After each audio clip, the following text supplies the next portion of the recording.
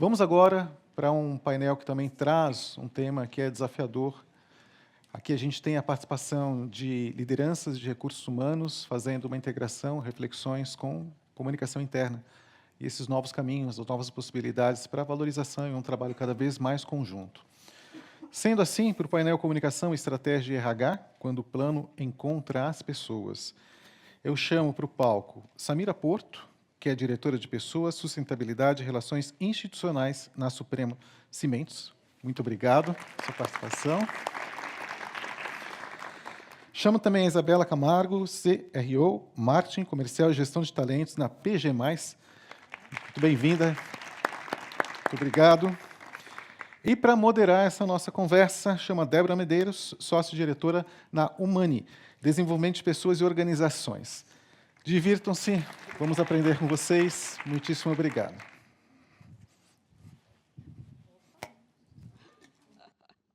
Já começa indo para trás aqui. Não. Bom dia, pessoal. Obrigada pela participação de vocês aqui no nosso painel. Estou super animada. Aqui está quentinho, né? Mas assim, numa manhã bem gelada, quem está ouvindo a gente aí, né? Nas outras cidades, não sei como que está aí, mas aqui está muito gelado. Então, estamos aqui no calor humano. E falaremos justamente sobre isso, né? Sobre o ser humano, aí, a comunicação, cultura dentro das organizações. Quero agradecer minhas colegas, né, minhas amigas que compartilham aqui comigo esse painel, Isa e Sami. E eu estou bem animada, assim, quando o Zé nos convidou para estar aqui falando sobre esse tema, eu fiquei bem reflexiva, né? O plano encontrando as pessoas. Eu acho que é uma provocação bem assertiva para esse momento que a gente vive, né? Como organizações. Eu sou sócia na Humani. A Humani é uma consultoria de desenvolvimento organizacional, né? O nosso principal cliente é a liderança que está lá nas organizações e que estão passando por esses grandes desafios de conectar, né, a estratégia, o plano da comunicação, também a estratégia da comunicação, a cultura, para as pessoas. Então, a gente atua com o desenvolvimento dessa liderança. E é um grande desafio, de fato, né? Porque eu acho que a gente vem aí, uma parte de nós, pelo menos, a gente vem de escolas em que, dentro das organizações, nós éramos assim bastante desafiados ao pensar, né? Ao racional, e a emoção, às vezes, ficava um pouco calada, ficava um pouco de lado.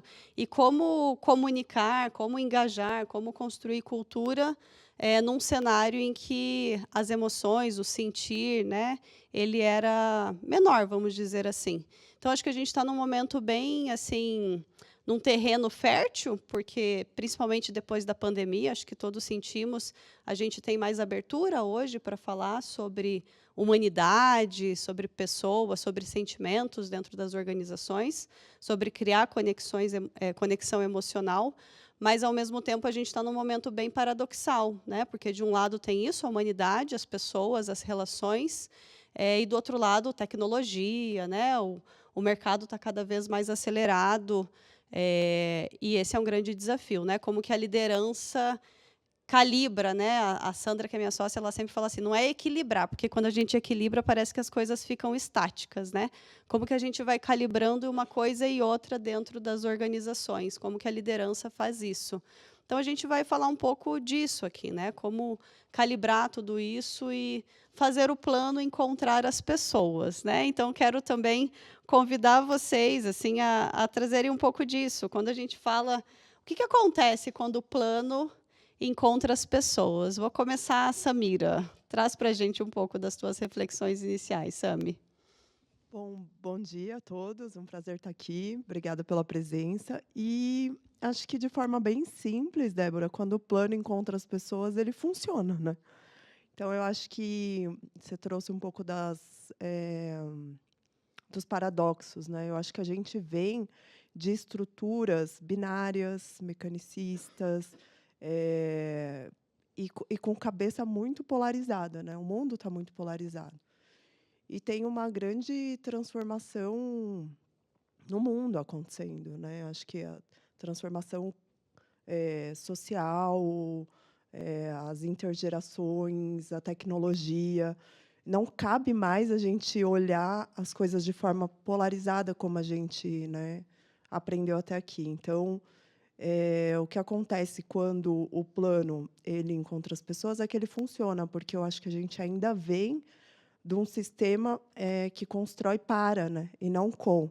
Então, de equilibrar para calibrar para integrar, né? Como que a gente consegue ter capacidade de sentar para construir um plano integrando todas as partes, né? E ainda é um desafio, porque a gente não aprendeu isso. E é mais difícil fazer assim, é mais complexo, né? Então, acho que tem uma coisa na mesa, que é como a gente consegue parar e questionar, né? O Rodrigo estava falando de DSS, por exemplo. Por coincidência, a gente faz um diálogo semanal no Centro Estratégico lá da Supremo, não diário, como na operação, mas a gente faz semanal. Eu sempre trabalhei na indústria, são 21 anos de indústria, e eu nunca tinha visto fazer nos centros administrativos, a gente fazia na fábrica. Mas, quando eu cheguei na Suprema, 9 anos atrás, era zero cultura de segurança. Então, como que você constrói cultura de segurança se o centro estratégico não está falando de segurança? A gente implementou lá o diálogo. E toda sexta-feira acontece. Mas, durante 9 anos, né, o tempo vai passando, as coisas vão mudando. E, na sexta-feira, eu tive a oportunidade de fazer, de última hora, porque outra pessoa não podia. Eu falei, não vou fazer o tema que está sugerido. Porque eu acho que tem gente aqui que nem sabe por que a gente faz isso. Entende? Então, vamos contar a história, né? Aí contextualizei um pouco, tem muita gente que não vem de ambiente industrial, contextualizei. Depois falei da importância de um diálogo, né? Porque as pessoas também não falam mais, elas vão para um diálogo e fazem um monólogo. E dentro disso, a gente falou do arco de aprendizagem num diálogo, e que não precisa do PowerPoint, é simples, né? Por que ele serve? E não é só lá, né? Porque o personagem da história, que era Marcos, né? Ele usou o diálogo de segurança para falar que acabou o Vale Alimentação. Então, assim, não é só na Supremo que as coisas vão se perdendo, né? Então, uma ferramenta que é simples, mas que é muito importante para a construção de uma cultura, quando ela não fala para a pessoa, ela não fala com a pessoa, ela fala para a pessoa, ela se perde, não funciona. Então, acho que é isso. Quando a gente tem a capacidade de construir e integrar, funciona. Excelente, obrigada. E você, Isa? Bom, eu sempre falo que, na realidade, o grande desafio é o plano encontrar as pessoas, né? Um pouco pelo que a Samira falou. As empresas normalmente constroem planos coerentes, né? Vão ao mercado, escutam o cliente, área de produto que vai desenvolver, a necessidade interna de negócio, né? Tudo aquilo estruturado, bem pensado, no documento. Mas o fato que, a partir dali, a gente necessita do ser humano para que aquele plano seja executado de forma eficiente. E daí, para mim, entram alguns pontos, né? Primeiro, questão de prioridade. O quanto aquilo é prioridade na agenda da liderança. Começa por aí. O quanto a liderança interpretou aquele plano, aquela estratégia, da mesma forma que a empresa imagina que ela interpretou. O quanto a liderança não tem resistência a executar aquele plano, e essa resistência também vai para a equipe embaixo. E o quanto a liderança está pronta para se adaptar ao novo plano, né? No nosso negócio, que é de tecnologia, assim como do meu colega aqui, as coisas mudam muito rápido. Então, a gente faz todo ano um planejamento estratégico. Mas a gente tem, inclusive, um manifesto, né, que são os nossos princípios inegociáveis para guiar as equipes, que uma das nossas frentes é mercado e cliente ditam o nosso ritmo. Então, cada vez que a gente entende que esse mercado precisa mudar, que o cliente mudou, que tem uma necessidade diferente, eu volto para esse meu plano e eu tenho que readaptar, eu tenho que adequar. Eu não posso ter uma resistência à mudança. Então, eu acho que esses 3 pilares ficam aqui de reflexão, o quanto a nossa liderança está pronta para executar esse plano. Porque, se a estratégia encontrar essas barreiras da questão da interpretação, da questão da adaptação, da questão de não estar resistente, ele vai ser um bonito PowerPoint estampado lá com o que a empresa quer que o colaborador execute, mas não tem clareza daquilo. Né? A gente falou também um pouquinho antes na nossa conversa de um modelo que a gente vem há muitos anos, de tentar cascatear, né, aquele plano. Então, tem o board que executa o plano, que cria o plano, depois a gente vai para as lideranças táticas, daí a gente vai para as lideranças operacionais, que daí a gente chega nas equipes. Olha quantos pontos a gente tem nesse meio para que aquilo que pensou lá em cima, de fato, seja executado com excelência. Então, eu acho que é sempre um grande desafio, estava comentando, né? A gente lá na empresa faz planejamento estratégico há muitos anos, e esse ano a gente decidiu pegar mais na mão da liderança, né? Contratamos uma consultora externa para fazer mentorias mensais com a liderança em cima da execução do plano estratégico. As mentorias são feitas para que os líderes entendam qual é o objetivo da empresa. Esse objetivo foi desdobrado num objetivo de área. Esse objetivo de área foi desdobrado num objetivo para a liderança e para os colaboradores. Quais são essas metas e como que a gente mensura. Então, mensalmente, a gente tem feito agendas com a liderança, olhando pontualmente isso, para a gente garantir ou tentar garantir que esse planejamento seja entendido da mesma forma. Então, eu acho que é um desafio grande o plano encontrar as pessoas. Mas existem caminhos e tem que tentar. Excelente, tem que tentar. E, às vezes, é isso, inclusive, né? A tentativa e erro, é buscar diferentes formas e entender o que funciona melhor para a tua organização, para o seu público, né? A gente tem aqui dois segmentos bastante diferentes, né? Tecnologia e indústria, né? Então, eu gostei muito da forma como a gente compôs aqui, porque quando a gente fala destes desafios de comunicação, até, né, extrapolando um pouco aqui sobre o futuro do trabalho, a forma como as pessoas se relacionam hoje com o trabalho, todas as indústrias, né, estão sendo impactadas e é uma questão que está permeando né, esses diferentes segmentos, de fato. Então, não é porque está lá na tecnologia que é mais fácil, ou porque, às vezes, eu escuto também, porque lá na indústria é mais fácil, porque daí está todo mundo junto, né? É fácil comunicar e criar cultura, porque está todo mundo no mesmo espaço, né? E você já trouxe, poxa, tem lá a indústria, mas se o headquarter não está conectado, se todas as pessoas não estão conectadas, de fato não vai acontecer, né, essa transformação e o plano não vai encontrar as pessoas. E eu queria até trazer um pouco a gente mergulhar um pouco mais nisso, assim, nessas diferenças ou não, né? Vamos descobrir aqui das indústrias, assim. Vou começar de novo com você, né, Samira? Quando a gente nos últimos anos, eu acho que o RH, a comunicação interna, nós fomos vistos como arquitetos que estruturavam os planos, o plano estratégico, o plano da comunicação. E fazia esse cascateamento, então, como se dominássemos também, de alguma forma, a narrativa. Então, eu construo uma narrativa primeiro e depois eu desdobro essa narrativa para engajar as pessoas. E hoje eu vejo mais nós como, né, vou me colocar aqui também como uma representante de desenvolvimento organizacional, como a gente está construindo junto experiências emocionais do trabalho, né, no dia a dia para as pessoas. Como que você percebe, por exemplo, na indústria, onde, e aí você pode me corrigir aqui, né, eu acho que ainda tem um tom de mais hierarquia, né, de cascateamento também, que a própria Isa trouxe. Como que a gente constrói experiências humanas e constrói junto com as pessoas, que é o que você trouxe lá no início, para a gente conectar, de fato, o plano com as pessoas e não sucumbir, talvez, à pressão operacional, à hierarquia, a esses aspectos que podem estar atrelados à indústria?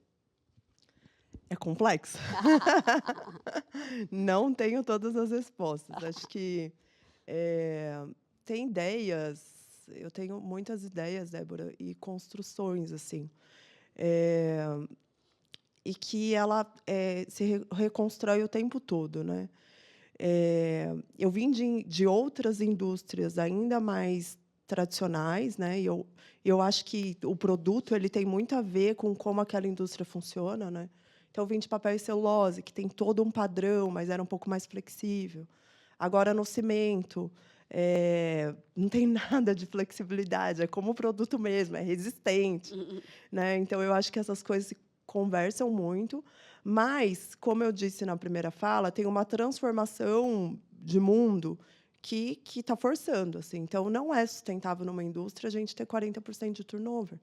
Não é, né? Num lugar onde a gente precisa de conhecimento, que esse conhecimento ainda não é substituído por inteligência artificial, né? A gente ainda não chegou lá, acho que isso vai acontecer muito rápido, e que a gente precisa lidar com o contexto social das pessoas também.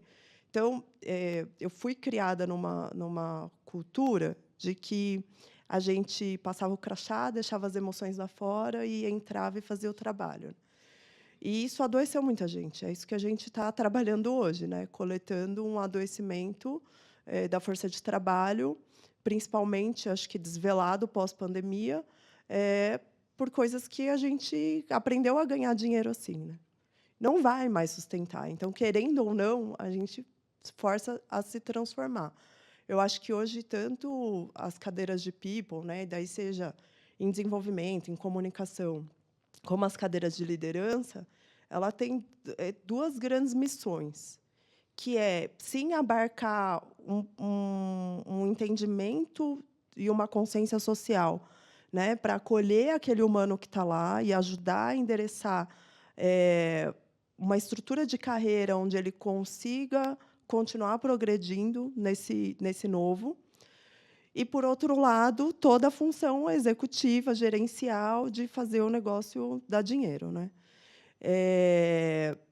Então, não é mais só uma responsabilidade de recursos humanos e não funciona mais dentro dessa comunicação mecanicista, militar que a gente, né, fez, de cascatear, de hierarquia. Então, eu acho que a gente está passando por uma crise, por uma grande transformação que perpassa por para tudo. E eu tenho, assim, boa parte do meu dia hoje eu uso pensando o que eu estou fazendo agora, que daqui 5 anos eu vou falar, meu Deus, o que eu fazia aquilo, sabe? Que não vai fazer mais o menor sentido. Só que esses ciclos eram maiores, agora eles são menores.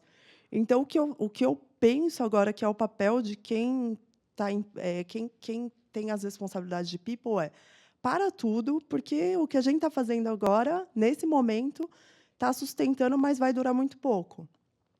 E tenho pensado que como que eu passo de arquiteto das estruturas para orquestrador das competências? Então, para mim, vai muito para esse lugar. A gente tem diversas competências que podem ser usadas independente das estruturas, e elas precisam se organizar de formas mais circulares, menos hierárquicas, trazendo o resultado com a máquina, porque não é isso ou a máquina. Né? Então, o que é o futuro do líder? Ele vai ter que ter uma capacidade de continuar fazendo essa experiência para o funcionário e fazendo gestão do humano e do agente.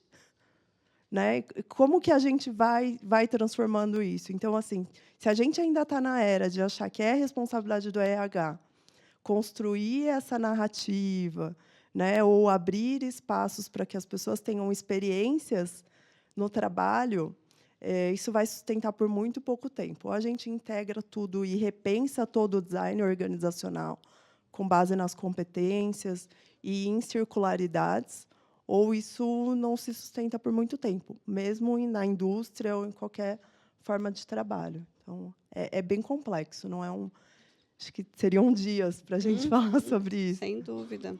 E isso chega no ponto de comunicação também, né? Porque eu adorei esse ponto que você trouxe sobre orquestrar as diferentes competências.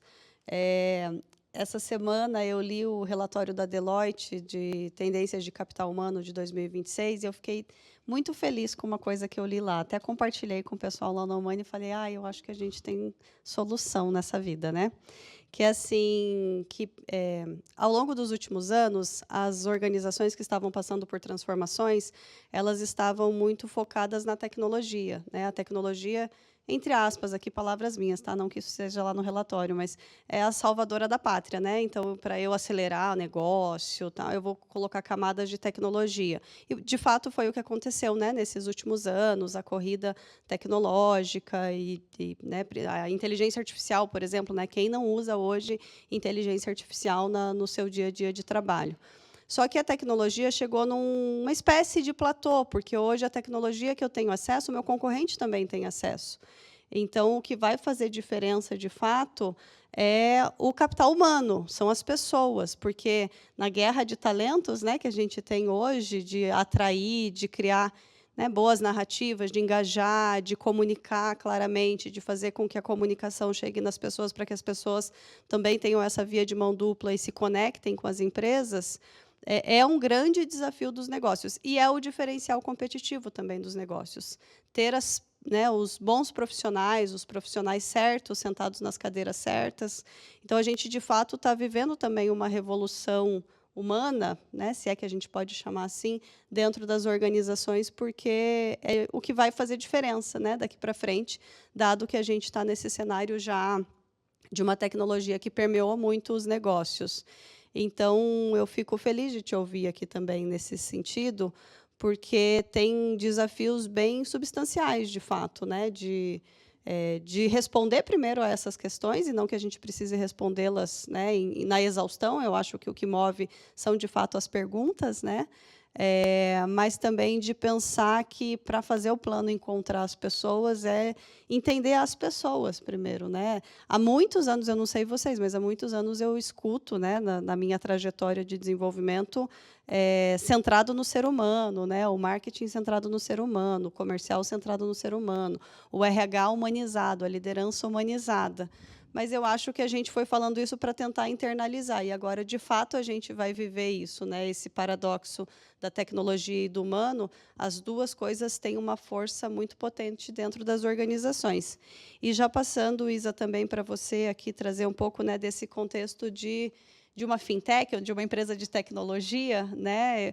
Eu imagino que também é um cenário um pouco diferente da indústria, por outro lado, né, mais aceleração, inovação, a própria tecnologia em si, como comunicar também, como criar se é que é possível também o alinhamento, a comunicação, sem trazer expectativas desalinhadas, né? A gente estava até falando um pouco disso antes ali no café, né? Então, a gente tem lá numa empresa, né, a nossa frase é tech, but people first. Porque, sim, nós somos uma empresa de tecnologia, mas quem faz essa empresa são as pessoas.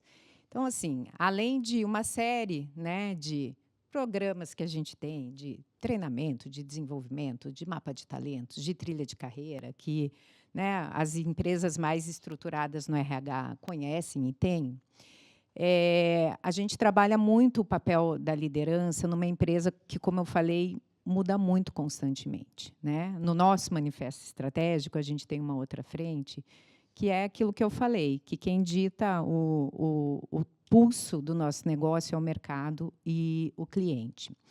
Então, a gente a gente busca trabalhar muito com a liderança de não criar expectativas de uma falsa estabilidade, de que nada vai mudar, de que o nosso plano é aquele plano até o fim do ano e agora vamos, né? O que a gente busca é sempre trazer para a liderança que ela tenha sempre contexto, consistência e estabilidade no contexto. Mudou? Por que mudou? Aquele profissional precisa entender por que mudou. Se a gente ia de carro e agora a gente vai de ônibus, por que a gente ia de carro e a gente vai de ônibus? Quando você traz contexto da mudança, você gera segurança, você gera confiança, né? Eu não posso ir lá e garantir, tua função não vai mudar, teu squad leader vai permanecer o mesmo, mas se mudar, você vai ser o primeiro a saber. Mas se você for mudar de projeto, você vai ser o primeiro a ser comunicado. Então, eu acho que essa questão do contexto, da comunicação clara, transparente, traz não só para a liderança, como para os profissionais, uma diminuição dessa ansiedade que a gente vive, né? Que os profissionais vivem, que o mercado vive. Depois da pandemia, isso piorou muito, né? A gente viveu momentos muito difíceis, de que as pessoas não sabiam se iam continuar empregadas, se não iam, se amanhã ou depois iam trabalhar, se ia ficar em casa. Então, essa coisa da humanização, né? A gente tem muito isso desde o início da empresa, né? O nosso CEO tem isso no DNA, o que fica mais fácil, né? Porque eu realmente acredito que isso vem muito de cima e daí a gente vai conduzindo dentro da empresa. Mas o cuidado com as pessoas, né? A gente tem, todo mundo fala muito de segurança psicológica, né? Tem que ter um ambiente saudável para escuta. É verdade mesmo. Só que não é fácil você botar isso em prática, né? A Samira estava falando aqui. Algumas instituições que têm modelos distintos a esse, que têm gestões distintas a essa, têm dificuldade de ouvir os profissionais, têm dificuldade de abrir para diálogos, né? A gente lá na empresa faz pesquisas a cada 4 meses, né? Então a gente ouve os profissionais a cada 4 meses, entendendo como que está aquilo. A gente tem lá uma frente de liderança, uma frente de saúde e bem-estar para a gente sentir. A gente tem ferramentas que mostram o humor das pessoas, né? As pessoas entram na nossa ferramenta, muitas vezes o profissional bota lá que não está num dia bom, isso chega para o RH, o gestor também tem acesso, né? Mas o RH dá uma mãozinha, né? Isso chega para o RH aciona aquele gestor, fala, olha, o colaborador tal botou que hoje não está legal. Chama o colaborador, vai entender o que está acontecendo, porque a gente parte de um pressuposto que o ser humano é um ser humano único. Não tem a Isabela, que é só profissional, e a Isabela, que é pessoal. Você está lá no teu ambiente de trabalho com os teus desafios pessoais, muitas vezes com problemas familiares, problemas de saúde, ou vice-versa, você está na tua casa com problemas na empresa. Como que você separa isso? Então, esse cuidado, esse olhar para o ser humano, na nossa organização, ele vem antes de tudo, porque é através disso que você vai alcançar os resultados. Perfeito, muito bem. Eu estou vendo aqui que a gente já está recebendo algumas perguntas também de vocês. Fiquem à vontade para trazer, né, perguntas. Estou gostando aqui. E eu vou até conectar uma das perguntas aqui do público. Para falar, acho que a gente podia falar um pouco sobre liderança e o papel da liderança, né? Vocês trouxeram alguns ganchos aqui sobre o papel do líder na comunicação, né? No desdobramento, na garantia da comunicação clara. E até no último painel teve uma pessoa que perguntou sobre como fazer com que a comunicação chegue, considerando os diferentes estilos, né, de comunicação da liderança, e eu adorei essa pergunta. E tem uma outra aqui que eu acho que vai um pouco nessa linha também, que é como garantir que a comunicação estratégica não fique restrita ao nível gerencial e chegue de forma consistente até os colaboradores da linha de frente. Então, eu queria convidar vocês, assim, se vocês tiverem, inclusive, algum case, né, de como que vocês fazem isso, ou como garantem, né, essa comunicação clara para todos os níveis. Bom, eu posso dar o exemplo nosso, né, do que a gente faz lá. A gente tem um primeiro nível de gestão, né, diretoria, enfim, os C-levels, o CEO da empresa, que inicialmente trabalham nesse planejamento estratégico, ou em qualquer outro projeto que seja estratégico para a empresa. Passado essa etapa de construção, a gente tem um evento dentro da empresa, onde a gente convida toda a liderança, todos os níveis de liderança. A gente tem lá team leaders, coordenadores, supervisores, gerentes. A gente passa um dia em imersão falando exclusivamente sobre planejamento estratégico. E depois desse evento que a gente garante que a liderança entendeu aquele planejamento, entendeu as metas, está claro os indicadores, cada gestor faz esse desdobramento para a sua equipe, exatamente como é no evento que a gente faz com a liderança. A gente garante que ele replique esse mesmo modelo e, obviamente, daí trazendo uma visão diária, né? Porque O que a gente tem é a visão corporativa, né? Quando você vai daí para o nível de gerente, de coordenador, de team leader, quando eles vão desdobrar esse planejamento estratégico, eles trazem a visão corporativa, mas daí já trazem a visão da área. O que é minha área e o que cada um de vocês tem que executar desse planejamento para a gente entregar esse resultado. Então, assim, para a gente tem funcionado bem esse modelo há 2 anos. E, como eu falei, a gente ainda tem, esse ano, esse acompanhamento muito próximo da liderança para que aquilo que tudo que foi planejado e desdobrado esteja sendo executado com o time. Excelente, obrigada. Eu vou falar, então, da liderança. Pode ser. Toda vez que alguém é promovido, e eu vou dar parabéns, assim, a parte benzedeira dentro de mim fala, Deus abençoe, cuide, porque o líder, gente, é igual quando eu vou em casamento, tem um ritual lá, eu realmente faço o rito, meu Deus, proteja, ele não sabe o que vai acontecer daqui para frente. Não é fácil, a festa acaba e a vida começa. E o líder é igual, porque eu acho que tem uma pressão sobre esse humano que é desumana, né? A gente pede para o líder ser humano, mas a gente traz 30.000 coisas que ele precisa fazer ao mesmo tempo, pressiona, tem ajuda psicológica para todo mundo e ó, o líder aqui. Só no Supremo. Só no Supremo. Supremo, não. Então, eu acho que tem, sim, o papel do líder. Não tem milagre de comunicação institucional, de programa, de ferramental que supere uma relação de confiança do líder. Pode sair o comunicado mais maravilhoso. A pessoa lê e confirma com o líder se aquilo vai acontecer. E tem uma frase que eu aprendi bem cedo, que, para mim, ela é maravilhosa. Quando ninguém fala, a comunicação também está acontecendo, né? Então, quando o líder também não fala, ninguém espera que o RH mande um comunicado, que a comunicação ela já está acontecendo. Mas eu acho que, mais do que o papel do líder, que eu falei um pouquinho, acho que ele está ganhando uma dimensão gigantesca de transformação, a gente também tem que facilitar o trabalho do líder para ele entender que ele também tem uma responsabilidade em educar quem ele lidera. Porque não, assim, é muito confortável você colocar tudo no líder, né? E quando a gente está falando de comunicação, ela tem que ser uma contrapartida. Eu não entendi, ai, meu líder, pergunta, né? Então, assim, há algum tempo atrás, o Peter, que trabalha comigo, liderou um trabalho muito legal lá no Supremo, que é o papel do liderado, sabe? Sim, nossa, eu não tenho feedback, mas você pede.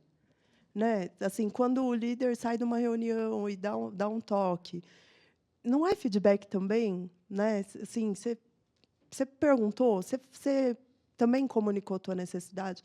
Então, eu acho que tem uma coisa da gente ter relações mais adultas, né, no ambiente de trabalho, mesmo sabendo que boa parte dos seres humanos não funcionam como adulto em boa parte do tempo, porque a gente vem de infâncias que não foram estruturadas para isso. Mas, sim, tem o papel do líder, acho que ele está se transformando muito rápido, tem um papel social, tem um papel transacional, mas também tem o papel do liderado, e acho que a gente precisa começar a falar mais sobre isso. Isso que você falou, Samia, é muito legal. A gente criou recentemente na empresa um raio-x lá dos profissionais, que a gente chama de mapa de talentos, e lá a gente começou a trazer essa responsabilidade, porque é papel do líder, sim, fazer a apresentação desse mapa de talentos para o profissional, acompanhar esse desenvolvimento, mas o liderado também tem um papel no desenvolvimento dele, no autodesenvolvimento. Senão, sempre fica aquilo assim, vou esperar a empresa me dar, vou esperar o RH trazer, vou esperar alguém me comunicar. Mas o quanto você é protagonista, o quanto você tem atitude, menos reativo e mais ativo, de você também buscar a sua responsabilidade.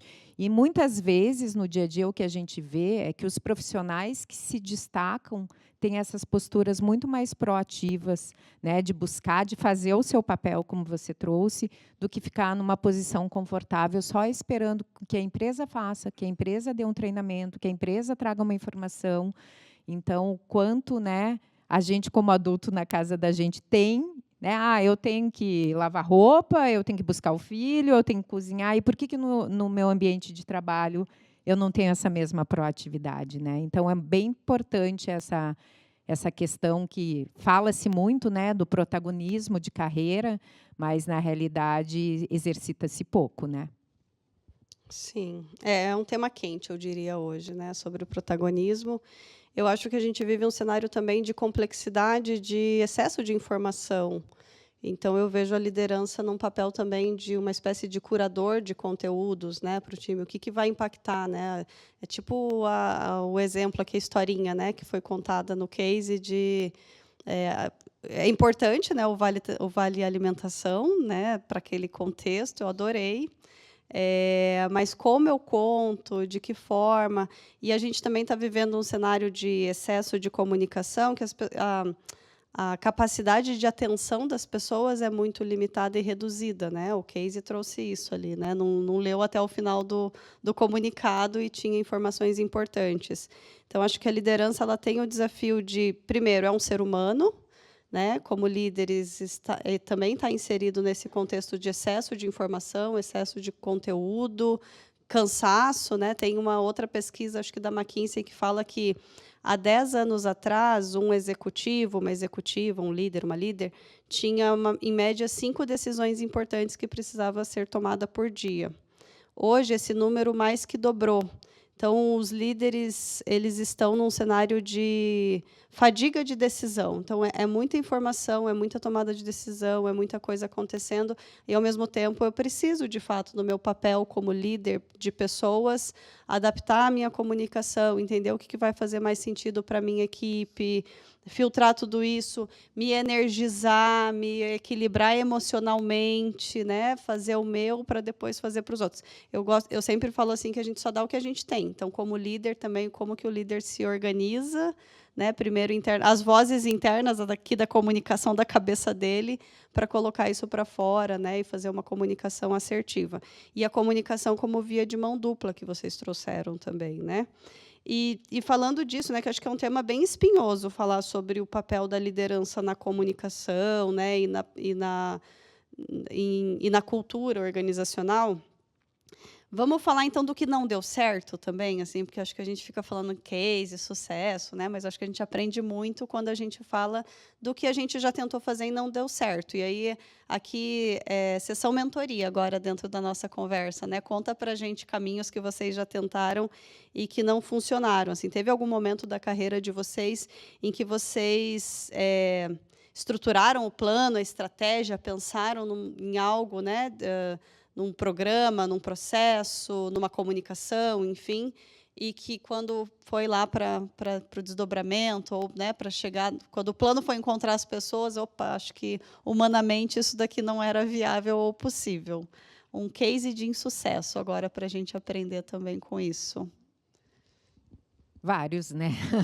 Todos, eu acho, porque eu nunca fiz um plano que ele foi executado até o fim. Vários, Olha, né? Todos foram adaptados.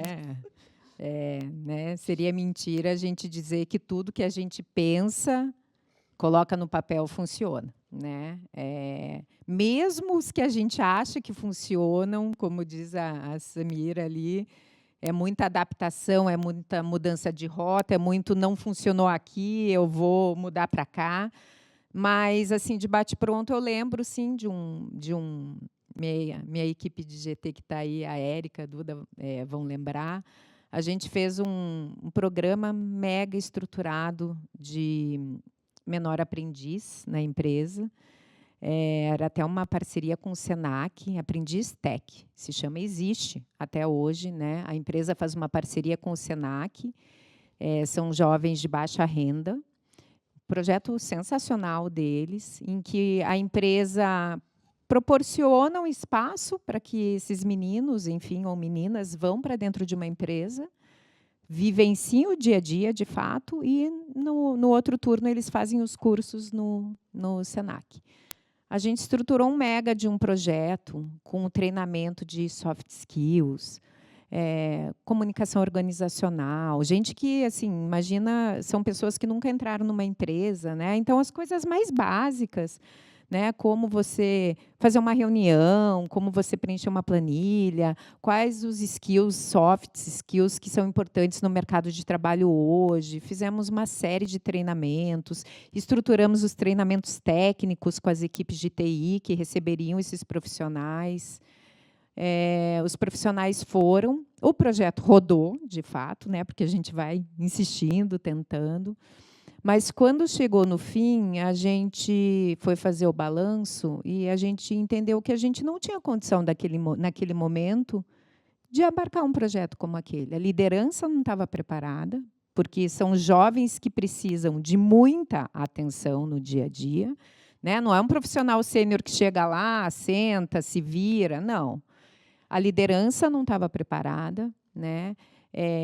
Sem prioridade para esse momento, mas a gente entendeu que era importante, que fazia sentido, que a gente é uma empresa tech, but people first, era um projeto super legal, que a gente tinha que aproveitar. Mas, na realidade, depois daquilo, a gente resolveu parar com o projeto, porque de todos os meninos que tinham ido, até todos os profissionais, a gente conseguiu absorver um. O resto ficou pelo caminho, né? E, muito provavelmente, porque a gente internamente não estava preparado para essa demanda. Apesar do RH ter achado importante, a gente ter estruturado super bem o projeto, mas a liderança que precisava estar conduzindo, talvez faltou alinhamento entre RH e liderança. Vocês vão dar conta, a gente vai, as meninas vão, mas a gente fez o alinhamento. Mas, assim, o quanto de fato estava preparado, o quanto a gente estava num momento de empresa propício para esse tipo de programa, o quanto o programa que a gente fez fazia sentido. Então, é um case recente aí de insucesso, mas que também a gente teve muito aprendizado, né? Depois a gente teve outros programas, a gente tem, por exemplo, agora um programa de estágios, que a gente tirou muito aprendizado do aprendiz tech do que não fazer, por exemplo. Sensacional. E Ai, você, Débora, são Samira? tantos. Escolhe um aí. Olha, Pode eu acho saber que tudo. eu tenho muita dificuldade de achar que as coisas não funcionaram, porque eu acho que até quando deu muito errado, tinha que ser assim e, de alguma forma, aquilo vai construir o futuro. Mas o ano retrasado, eu acho que a gente teve um exemplo bem marcante. Assim, a gente começou a trabalhar dentro do pilar de ESG, diversidade, e a gente não queria forçar a ter cota para contratação de mulheres, mas a gente queria, de alguma forma, ampliar a consciência. E fomos com várias frentes. A equipe de DHO fez um trabalho sensacional de colocar metodologia nas posições que a gente conseguia atrair mais, para a gente, né, ter o recrutamento e seleção trabalhando mais focado nas posições. E chegou o Dia da Mulher. E eu adoro os brindes, eu acho que tem um papel super importante, mas no Dia das Mulheres eu me recuso brinde, porque eu acho que não é o dia, né? E daí o time já sabe disso, então o que a gente vai fazer? Vamos fazer rodas de conversa para falar sobre a mulher no mercado de trabalho. E foi terrível, foi desastroso. A empresa não estava preparada para aquilo. Tinham homens e mulheres, viram nós versus eles. Foi complexo. E depois daquilo, assim, ficaram ainda, né, ter umas 3 semanas as pessoas digerindo aquelas conversas. Por quê? Porque a gente vive um ambiente muito saudável, de um clima muito bom, mas num ambiente muito saudável, de clima muito bom, também tem coisas veladas. E desvelar aquilo foi tipo tirar assim um band-aid de um negócio que estava muito machucado, né? E eu acho que ninguém tinha a dimensão daquilo. A gente tinha, mas a gente foi não é corajoso, a gente foi meio maluco mesmo. Laboratório. Foi um Um laboratório. laboratório. E levaram algumas semanas. Naquele momento a gente achou bem desastroso, mas assim, depois também, com o tempo, elaborando algumas conversas, né, com algumas reuniões depois das reuniões, a gente também foi abrindo um espaço. Então, por isso que eu falo que eu tenho dificuldade de achar que as coisas realmente não deram certo, porque talvez também era uma coisa necessária para aquele momento para tirar a ilusão de que a gente vivia num ambiente que realmente era tão diverso, né? Mas a gente não precisava ter passado por aquilo, podia ter planejado diferente. Adorei o case. E pegando também esse gancho, né, sobre você falou sobre uma temática que é crítica mesmo hoje, né, quando a gente fala de diversidade, a própria pauta de diversidade ela vem se esvaziando, né, no cenário corporativo. Acho que algumas pesquisas, até teve uma pesquisa que nós fizemos na Humani recentemente para entender com líderes de RH o que você, né, do que vocês querem falar esse ano, que a gente tem um grupo que a gente conduz também. E diversidade, que nos últimos anos sempre ficava no top 5, e esse ano ficou, se não como o último, um dos últimos temas, assim, e chama bastante atenção, né, por conta, né, até de um cenário político, econômico que a gente vive hoje globalmente. Mas eu queria introduzir aqui o tema de cultura propriamente, assim, como que vocês, o que vocês aprenderam ou desaprenderam sobre cultura nesses últimos ciclos, nesses últimos anos, né, e na forma como as organizações se comunicam com os seus colaboradores e o que pode, qual é o limite de comunicação hoje dentro das organizações? Eu acho que essa questão da comunicação, né, acho que o primeiro painel falou, a gente já falou do excesso de comunicação, né? E um excesso não só no volume, mas de temas, né? Seja de diversidade, seja de qualquer outro tema. Lá a gente tem trabalhado muito mais a qualidade da informação do que o volume de informação, né? O quanto que a importância de você ter uma hierarquia dessa comunicação, o que de fato faz sentido você comunicar e para quem. Eu sempre falo que não existem prioridades, existe prioridade, né? E pode ser uma de cada vez, mas é uma de cada vez.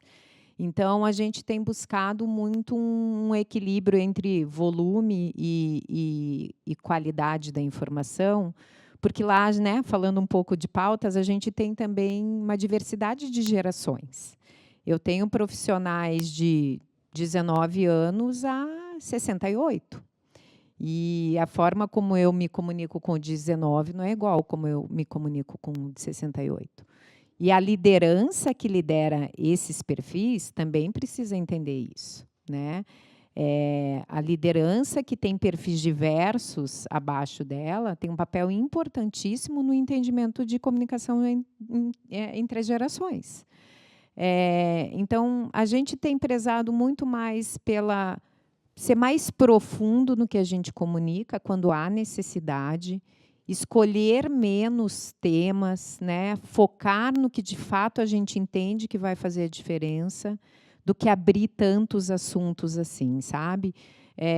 As pessoas são impactadas o tempo inteiro. Não adianta a gente dizer que assim, eu estou lá no ambiente de trabalho, eu não vou ver o Instagram. Vê, gente, vê o Instagram, vê o LinkedIn, vê o Globo.com, vê lá o futebol. Todo mundo vê em algum momento, pega o celular. Então, assim, você é impactado pelo teu mundo de comunicação, você é impactado pelo mundo de comunicação da empresa, e daí tem a comunicação interna, o endomarketing institucional, que a liderança comunica, o que o teu gestor comunica, né? E eu acho que a gente acaba ficando intoxicado com tanta comunicação. Então, a gente tem prezado mais por escolher, de fato, os temas, o que faz sentido para a gente, né? E, assim, se, de repente, a gente não trabalha nenhuma pauta específica sobre diversidade, por exemplo, mas nós somos uma empresa extremamente diversa.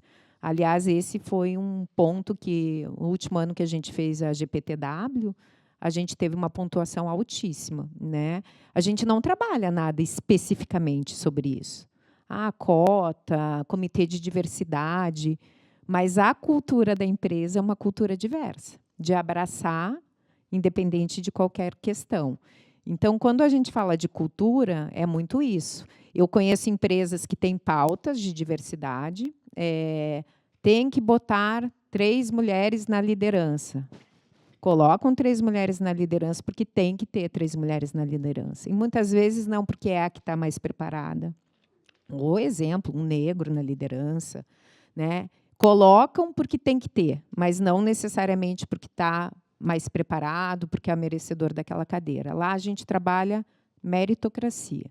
Se é homem, se é mulher, se é branco, se é índio, isso para a gente não entra de forma nenhuma numa avaliação. O que importa é o que a pessoa entrega, como ela entrega, o quanto ela está alinhada à cultura da nossa empresa, né? E essa questão para a gente da cultura é muito forte.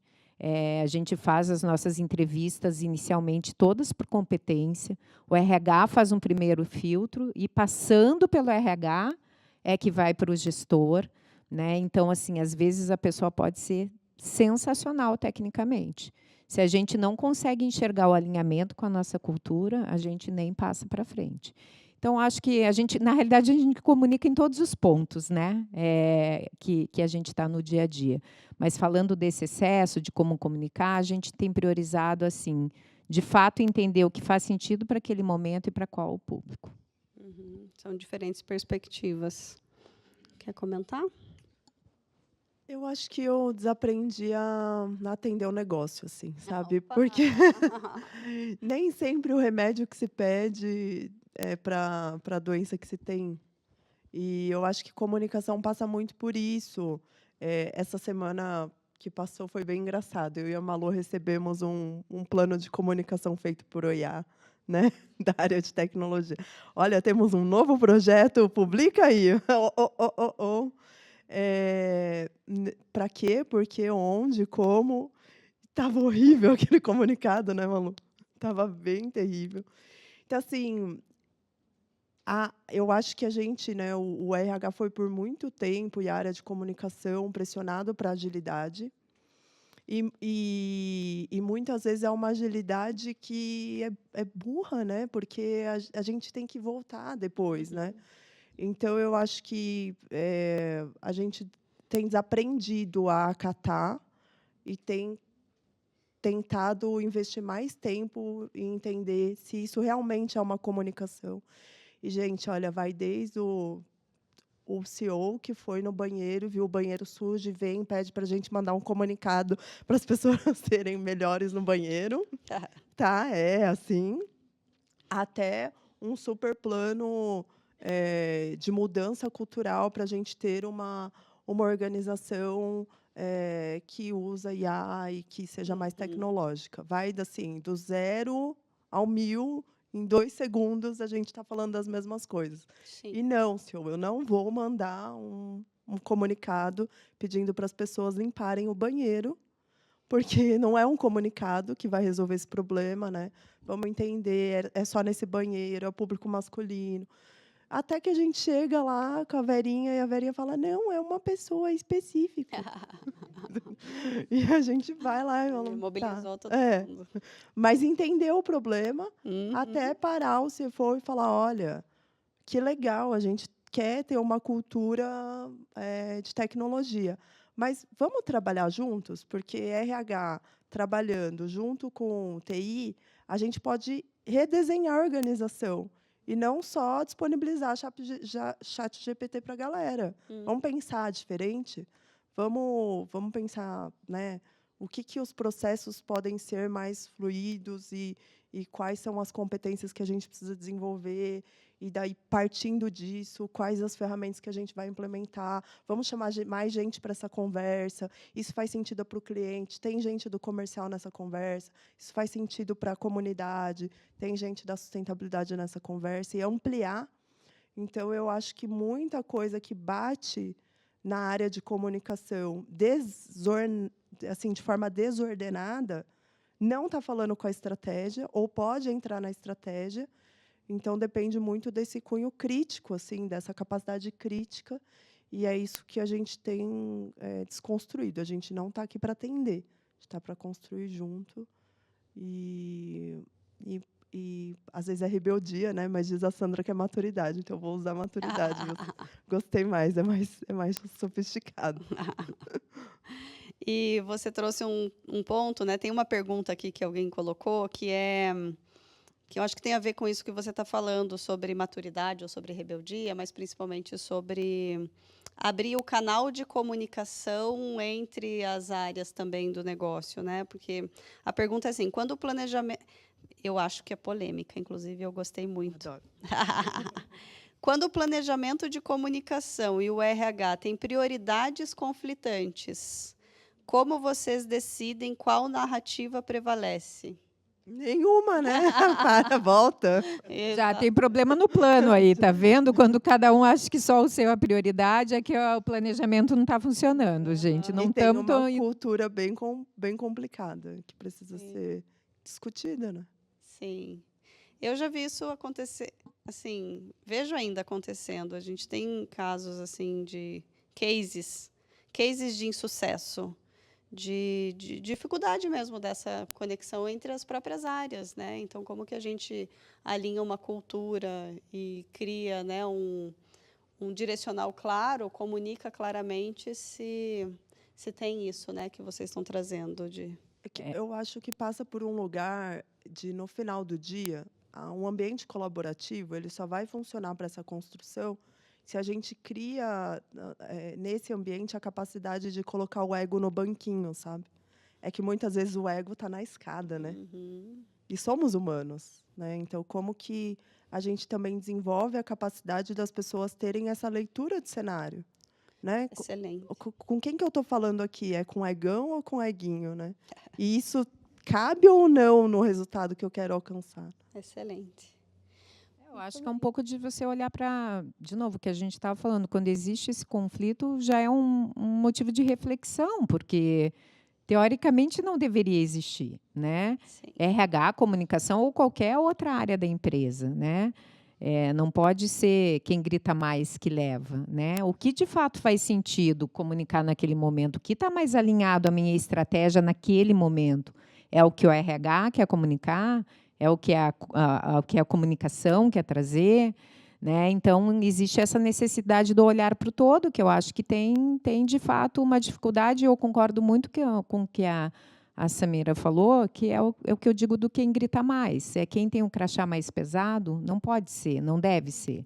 Deve Não ser cabe mais. não cabe mais. Deve ser quem tem, de fato, argumentos, né? A gente também tem nos nossos princípios inegociáveis lá que ROI é o que move o nosso negócio, e não é só ROI quando a gente fala no dinheiro. É retorno sobre investimento de qualquer coisa. Eu vou investir no talento de um profissional pagando uma capacitação? Vou. O que ele vai devolver disso para a empresa? Isso é ROI. Né? Eu vou desenvolver uma liderança ou alguém interno para assumir uma liderança? Vou. O que aquela liderança pode trazer para a minha empresa? Inclusive o financeiro. Né? Então, eu acho que nessas horas, também você pode questionar o ROI, né, para você tomar essa decisão. O retorno sobre investimento. Investimento de tempo, investimento de pensar sobre aquela comunicação, investimento de fazer uma comunicação e ela ser assertiva ou não. Perfeito. Então, acho que é meio por aí. Perfeito. Bom, a gente está fechando aqui o nosso tempo, né? Tem uma placa ali atrás, assim, Débora, para. Mentira. Te expus agora. Obrigada ao colega que me ajudou aqui com a gestão do tempo. Os limites da comunicação. Quais são os limites da comunicação? Qual é o limite do humor? Não. Mas para a gente encerrar mesmo aqui em uma frase, né? Para que mensagem vocês deixam aqui? Quando o plano encontra as pessoas, o que passa a existir dentro de uma organização? Mensagem final. Resultado. Acho que é isso. Boa. Era a palavra que eu ia usar, mas é resultado para o negócio e resultado para as pessoas, né? Porque eu sempre falo que o negócio só é bom quando é para os dois lados. Tem que ser para a empresa, obviamente, né? A gente, nem instituição filantrópica vive sem receita, mas também tem que ser para o profissional, né? O ROI tem que ser para os dois lados. Perfeito. Resultado com sustentabilidade, né? Eu acho que essa é a mensagem aqui. Eu quero agradecer Samira, Isabela, pelo tempo de vocês, Eu né? que Pelo tempo agradeço. prévio, pelo tempo aqui. Foi um prazer.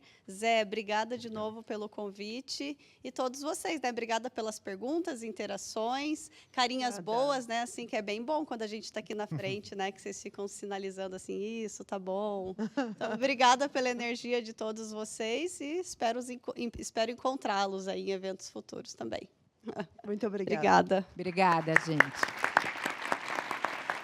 Fiquem sentados um pouquinho. Eu vou só concluir um minutinho só. Aí a gente tira foto, vocês ganham presente, enfim.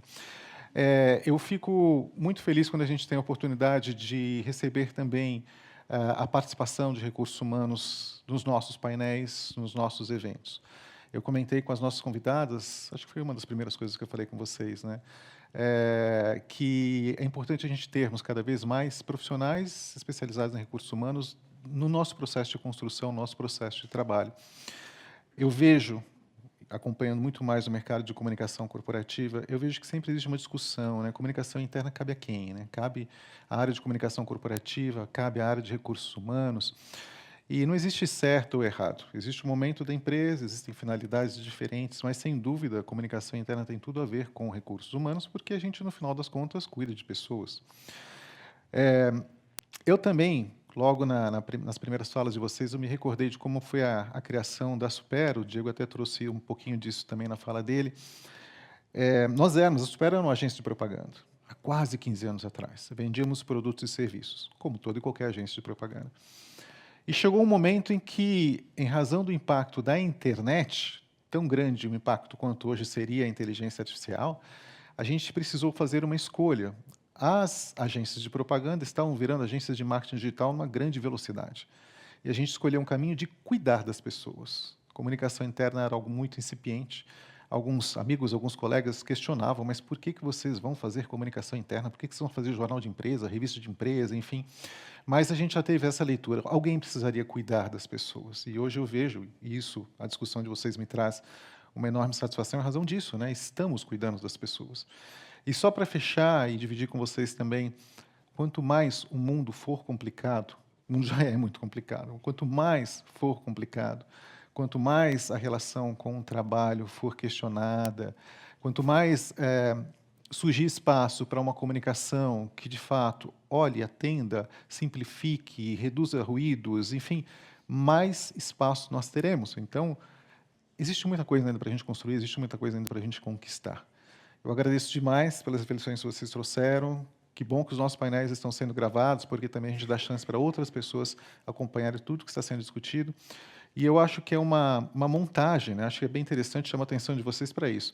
O primeiro painel conecta com o segundo painel, que vai conectar sucessivamente com todos os outros, e a gente vai achar respostas em comum aqui.